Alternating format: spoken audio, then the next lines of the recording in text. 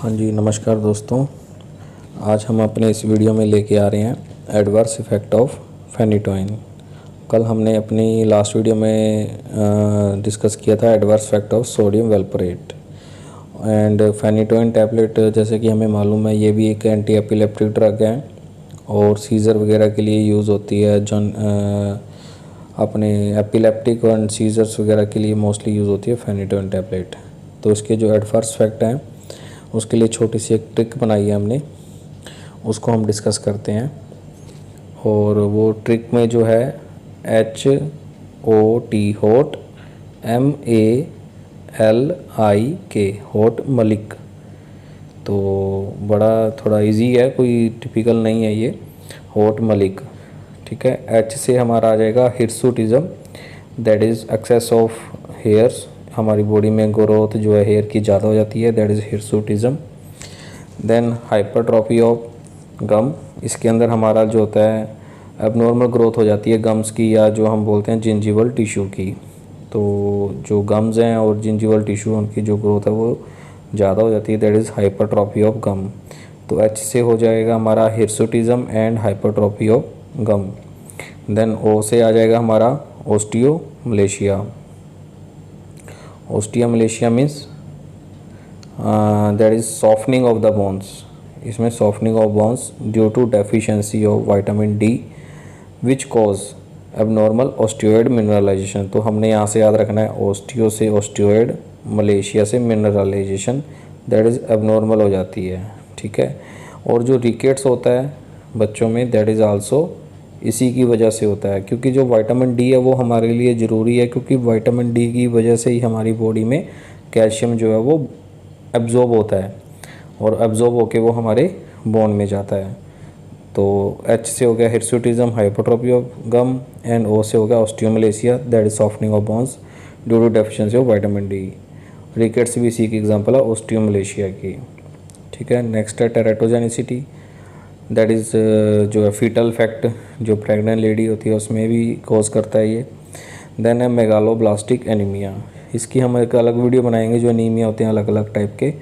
तो इसमें हम सिंपल ये डिस्कस करते हैं कि मेगालोब्लास्टिक एनीमिया जो होता है, ये जो साइज़ होता है ना, मेगा मीन्स होता है बड़ा, मेगा मीन्स लार्ज।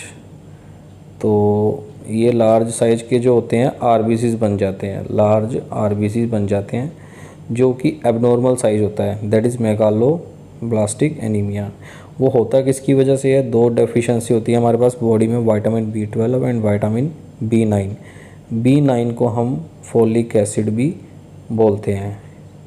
B9 का नाम है फोलिक एसिड। और B12 का तो सबको पता ही है, साइनोकोबाल्मिन मिथाइलकोबाल्मिन जो होता है। तो ये B9 जो होता है वो फोलिक एसिड होता है। B12 दो विटामिन बी की डेफिशिएंसी से जो होता है हमारा मेगालोब्लास्टिक एनीमिया होता है। इसमें होता है क्या? Abnormal size of RBC which is form the megaloblastic.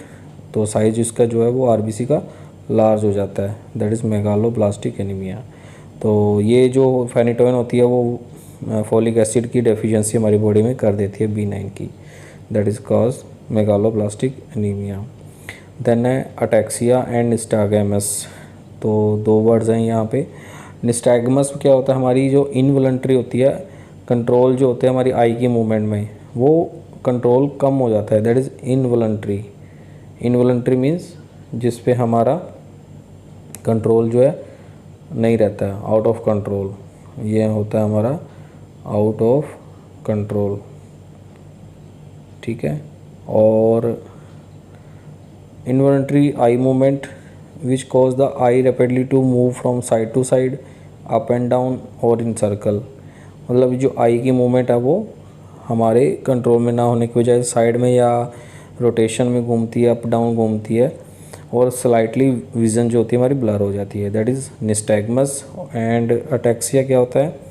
Ataxia means होता है हमारा जो कोऑर्डिनेशन है वो उसके साथ कंट्रोल ख़त्म हो जाता है, जिसमें जैसे हमारे दारू पीने के बाद हमारी बॉडी एक जो होती है अल्कोहल से भी अटैक्सिया जैसा हो जाता है, जिसमें without coordination people with ataxia lose muscle control in their arms and legs after drinking भी होता है।